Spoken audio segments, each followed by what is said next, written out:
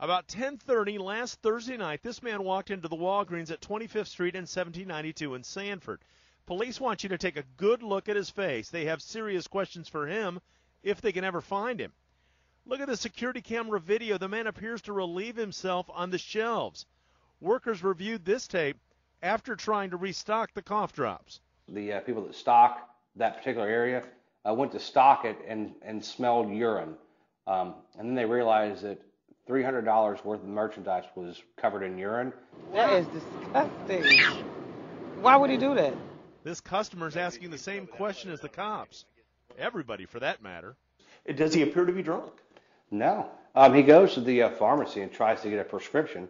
Doesn't have the proper documents, which that's okay. Sometimes you forget things. No, didn't appear to be drunk or intoxicated. I'm not sure what the problem is, but he does need something other than, well, he does need to go to jail for what he did, but he needs some sort of help, because why would you urinate in Walgreens on cough drops? I hope they find him, and he's gross. And that's the entire reason police are releasing the video and talking about this at all. They want to know who would do such a thing, and most importantly, why.